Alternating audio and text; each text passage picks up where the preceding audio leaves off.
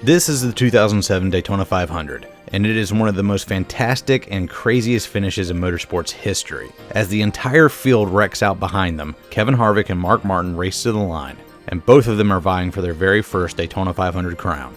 Harvick has been at this for just 6 years, but Mark Martin at this point has been chasing this since the 80s, and has endured multiple career resets. Neither driver touches the other. They race to the line cleanly, and Harvick just barely surges ahead at the last possible moment to take the win. Putting aside my bias as a lifelong Mark Martin fan, this was an amazing finish and stupidly photogenic.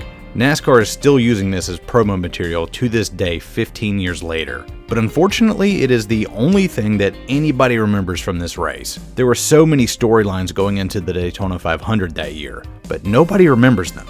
Nobody remembers Tony Stewart and Kurt Busch dominating everything in the shootout and the duels. Nobody remembers them leading nearly all the laps that day. Nobody remembers them wrecking each other late in the race, or the wreckfest the race became afterwards. And you'd think somebody out there would remember Dave Blaney avoiding a wreck, flying down pit road at 170 miles an hour, merging back into traffic, and then causing a wreck anyway. But all anyone ever remembers is the side-by-side finish. Oh, and one other thing. Clint Bowyer. Everyone remembers Clint Bowyer in this race too. Now, he finished 18th. That's not remarkable. But what is remarkable is how he finished 18th. For a lot of us, this was the first time we were introduced to Clint Bowyer. And if you don't know who he is still, well, get ready and take it all in. You only get to meet a man for the first time once. Enter, stage left, Clint Bowyer, ladies and gentlemen. Oh, Clint, come on. You're not even pointed the right way. You're upside down, and there's a fire. And now you have a face full of sod. At least you're right side up now. Yeah, this is just about the worst possible way to finish a race. Subpar position, upside down, on fire, and a pile of dirt and grass in your lap. That sucks. There's no other way to describe it. It's just insult to injury. This was the beginning of Clint's second full-time season in the Cup Series, and we weren't all that familiar with him yet. And little did we know it at the time, but this right here was quintessential Clint Bowyer. Take an amazing once-in-a-lifetime moment and somehow find a way to make it all about him. That is just so like Clint Bowyer. And this wouldn't even be the only time he did something like this. His stats will tell you that he was just okay, sort of a middle-of-the-road type of driver. But if you were there for every last bit of the ride, you know that there's way more to it than that. Because I don't know if one man has ever gone through this much shit in this short a period of time in their career. So let's take a good long look at him. Who exactly is this crazy little character? We got one car on his roof coming across the start finish like still wrecking. They're wrecking everywhere.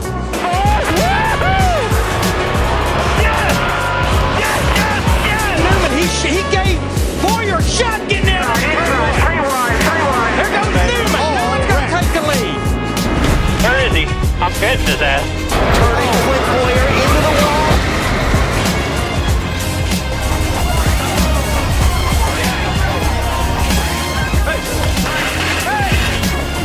What a gutsy call by Bug. Can you believe it? We won!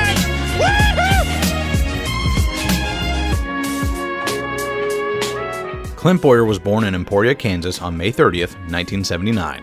The town of Emporia isn't much to talk about both then and now. It's about halfway between Wichita and Topeka, but what is of note is it's located smack dab in the middle of the vibrant Kansas dirt track scene. Clint Bowyer had the need for speed early on in his life, and began racing in motocross races at the age of 5 and had immediate success. By age 13, he had over 200 wins to his name, and it was obvious to his parents that he had some real honest-to-God talent. So when he decided to graduate to racing street stocks in 1996, his parents supported him the whole way. Clint and a lot of his high school friends helped to prepare the car, and when they dragged it to Thunderhill Speedway in Mayetta, they felt like outsiders. Everyone else was working on their cars and had them up on jack stands, so Clint and his buddies put his car in jack stands too. Not to really work on it so much, but just to make it look like they knew what they were doing.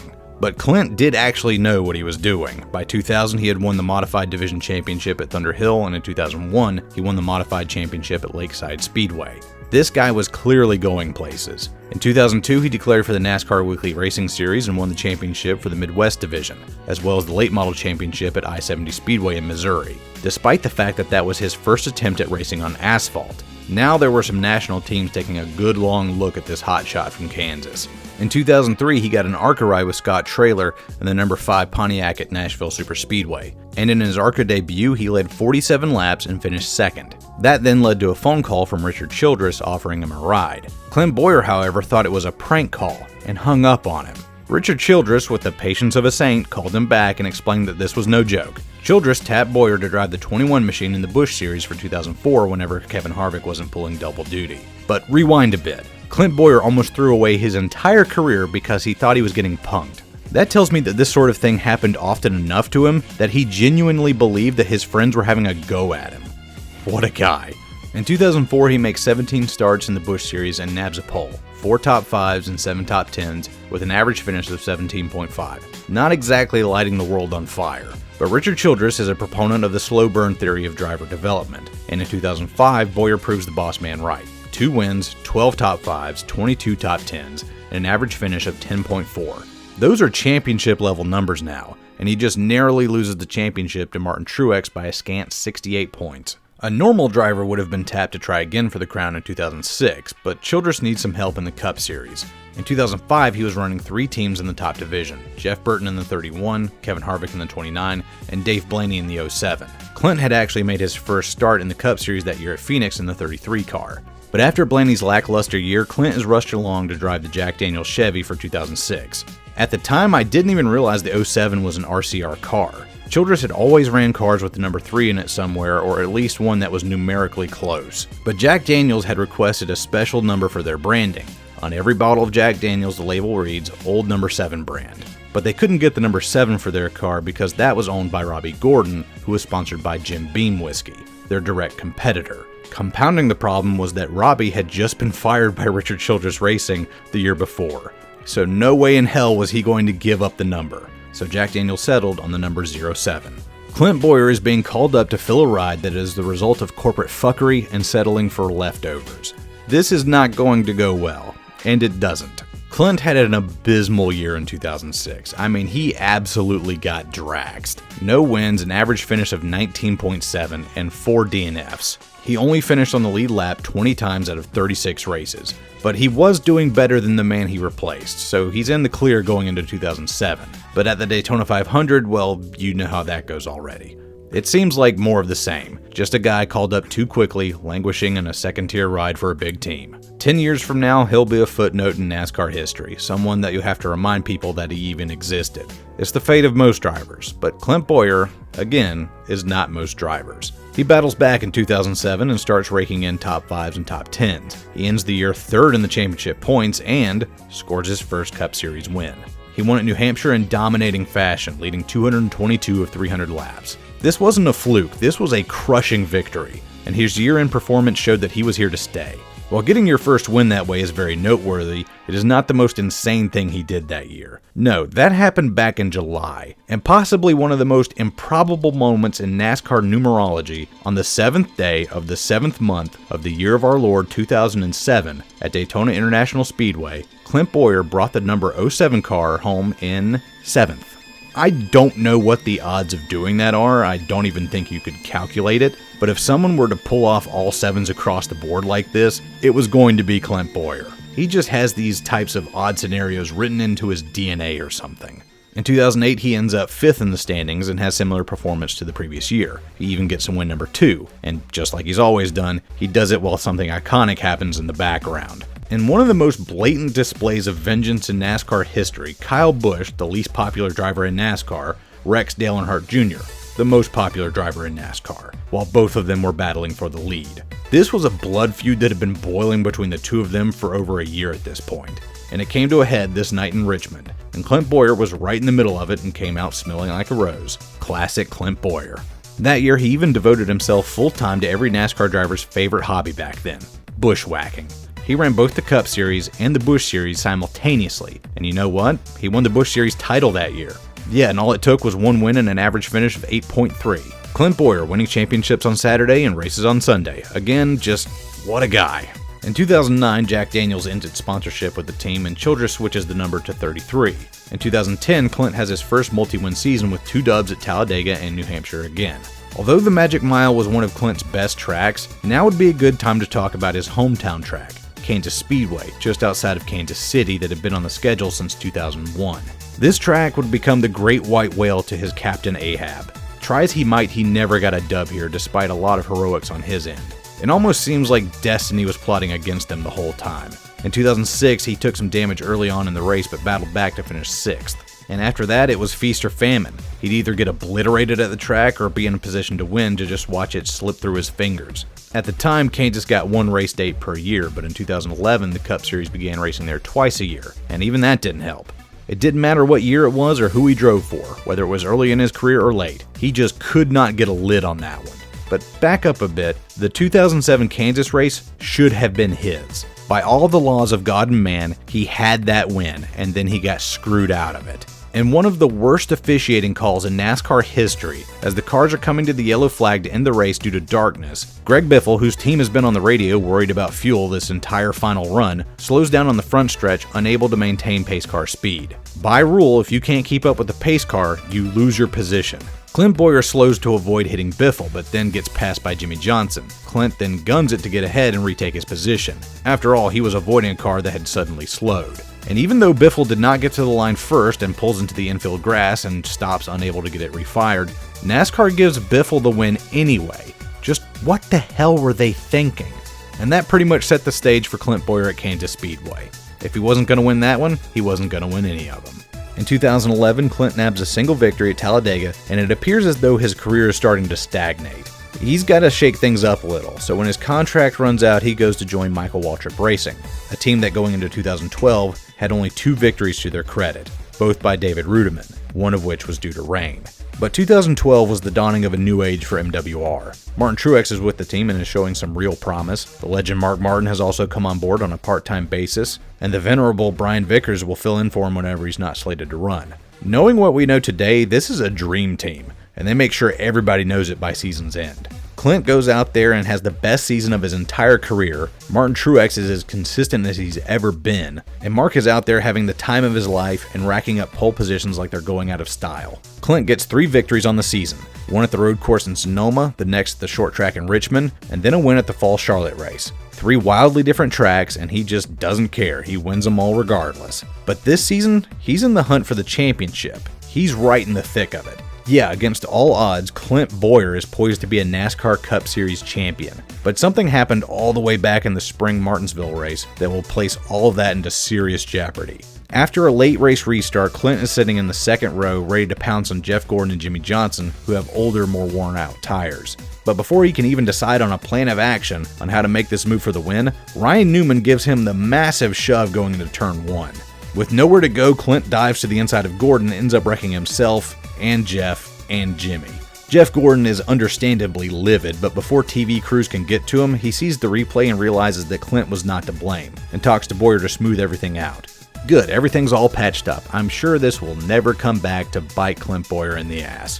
Fast forward to Phoenix, the second to last race of the year, and Clint Bowyer sits at 3rd in the points, just 36 points behind the leader, Jimmy Johnson. If Clint can finish ahead of Jimmy and Brad Keselowski in second, he'll have a strong shot at the title going into the final race at Homestead, Miami. But he has a run-in with an old friend. This time, Jeff Gordon is not waiting for a replay to see what happened. He knows damned well that Clint Bowyer threw caution to the wind and ruined his day for a better shot at the Cup. Jeff says publicly over the radio, "I'm getting his ass." And you know what? He got his ass and took out an innocent Joey Logano to boot. Jeff parks his car in the infield, and Clint Bowyer's pit crew are already on a seek and destroy mission, fighting with Jeff's crew for a shot at him. Bowyer then parks his car and sprints over into the fray. This was the closest I have ever seen to a NASCAR race devolving into an outright riot. Really, the only thing we were missing was Ron Artest getting a drink thrown at him and running up into the stands to beat up some fans. This was the maddest I have ever seen either Jeff Gordon or Clint Bowyer. It was completely out of character for both of them to just go nuclear like this. But in true Clint Bowyer fashion, just like in 2007 at Daytona, he had stolen the spotlight again. Jimmy Johnson had car trouble late, and Brad Keselowski took a solid points lead going into the final race. That should have been the headline, a young Michigander stealing a cup away from 5-time Jimmy Johnson. But no, everybody was talking about Clint, and Jeff Gordon too. When the dust finally settles on the season, Clint Bowyer battled back to finish second in the standings, just 39 points back of Brad Keselowski. The crash at Phoenix had probably cost him about 25 points or so, but if that hadn't happened and he got just one small break somewhere else, like not crashing at Talladega earlier in the year, he could have very well walked away with his own Cup Series crown. He'd never have it that good ever again. 2013 comes along, and despite the kerfuffle at the end of 2012, it already looks better. Martin Truex finally gets that ever-elusive win number 2, Mark Martin is still blitzing guys half his age, Brian Vickers wins despite running part-time, and Clint goes winless, but his stats are still on par with last year, having roughly the same number of top 5s and top 10s. MWR is a big boy team now. They are a top-tier organization with championship hopes, and now nobody's laughing at them. With big sponsorships locked up and big names flourishing into threats to win week in and week out, what could possibly go wrong? Oh no. Clint, you did not. No.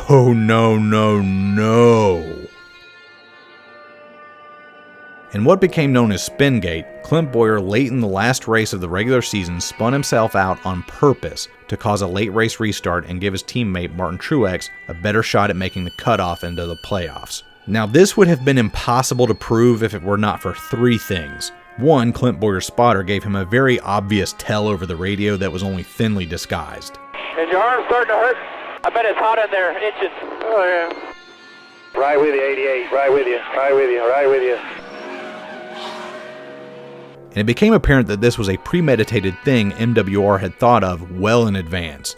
2, the other MWR driver in this race, Brian Vickers, pitted while coming to the green flag to give up his position, so Truex benefited even more, and Vickers was complaining loudly over the radio. You talking to me? We got to pit?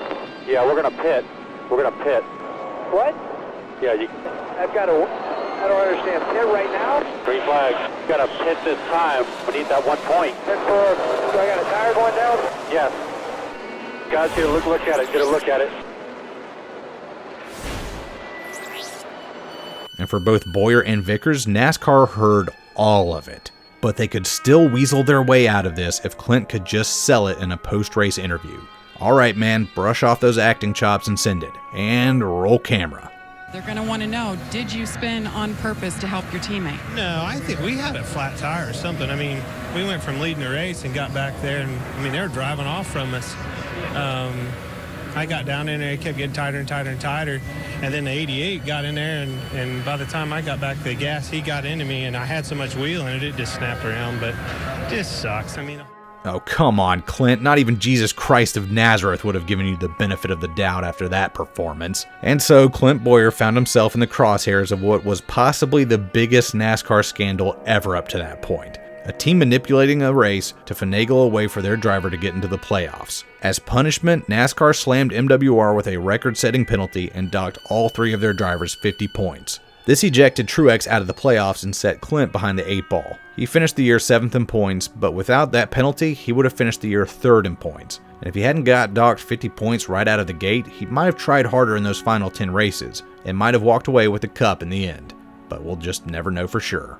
Napa Auto Parts, Truex's sponsor, are so disgusted by the incident that they drop their funding and Truex is let go at season's end. While he'll go off and find his own way to redemption, Clint sticks it out with MWR, but they would never win another race as an organization. By the end of 2015, they announced that they will close up shop and sell off what they have, and cease all operations going into 2016. Clint is now on the hunt for a job, however, to his horror, the way his contract was written, if his team got sold, then wherever it went, he would come with it along with his sponsor 5 Hour Energy as part of a package deal. The buyer of the team was H. Scott Motorsports, who were in over their head and had absolutely no business running with the big dogs. Clint only nabs 3 top 10s all year, and his average finish craters to 23.6. He has wasted a year of his career, and at this point he's 37 years old. He doesn't have much time left in this line of work, and there aren't any quality rides available for the foreseeable future. This is how it ends for so many drivers, way before you thought it would and due to reasons that were completely out of your control. Clint will be just another one of those guys who had to hang it up before Father Time caught up with them. It sucks, but that's just the way it goes sometimes. Hey, have you heard the good news? No? Well, allow me to be the first to introduce you to our Lord and Savior, Tony Stewart.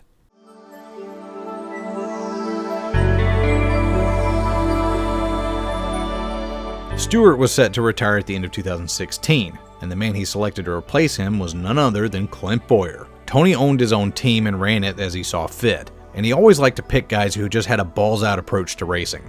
Ryan Newman, Kevin Harvick, Kurt Busch, and now Clint Bowyer, who fits right in with this group of grizzled veterans. 2017 doesn't go as well as Clint would have liked, but in 2018 he has yet another resurgence in his career, winning a snow-delayed race at Martinsville and a rain-shortened race at Michigan, which would end up being his last win. And during this time, Clint Bowyer was the happiest I'd ever seen him. He'd joke in Victory Lane that he was glad his teammate Kevin Harvick was sponsored by Busch Beer because he drank more of it than Kevin did. And after a race, it was hard not to find him with a tall boy in hand and a smile on his face. But in 2020, Clint announced that he would be leaving the 14 team at season's end and had no plans on continuing racing.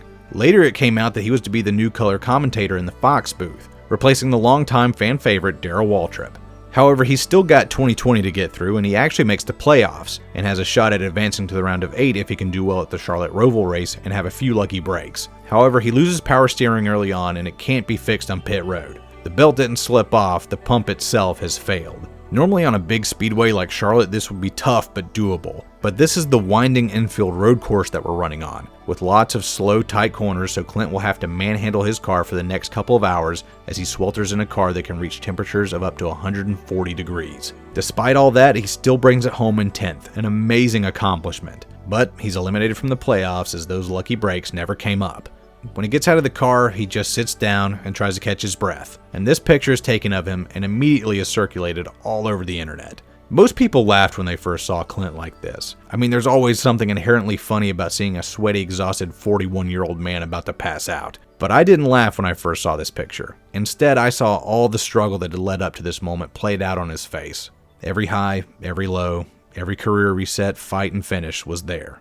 Clint Bowyer raced for 4 different teams, won with 3 of them, competed for championships, was involved in one of the biggest fights in NASCAR history, was the centerpiece for the biggest scandal in NASCAR history, and had to rebuild his entire career a few times. Most drivers that can claim to have done these things would have a career that spans 3 decades. Clint did all this in just 14 years. He literally ran his entire career at double speed. That's why he looks so exhausted here. He probably just couldn't keep up that pace anymore. Clint moved into the Fox booth in 2021 and found himself paired with an old friend, Jeff Gordon, the man he had tried to assassinate in Phoenix nearly a decade ago. But the two had buried the hatchet and played off of each other extremely well, bringing a level of energy and excitement to the Fox broadcast that had not been there for a few years. Clint may be done duking it out on the track on Sundays, but his charisma and personality are still there in the TV product. It might be a stretch to say, but I think Clint Bowyer is a Hall of Famer. If there was ever a wing of kooky characters that made NASCAR fun to watch at the NASCAR Hall of Fame in Charlotte, then I think he's easily a first ballot pick. I'll miss seeing him on the track because no one else was quite like him, but on Sundays, I'll always look forward to hearing him in the booth. Not a whole lot of guys can say they really changed NASCAR, but Clint definitely shook things up. And for that, he's gotta be one of my favorite characters in all of NASCAR lore. Anyway, I'm Slapshoes, thanks for watching, and until next time, y'all take it easy.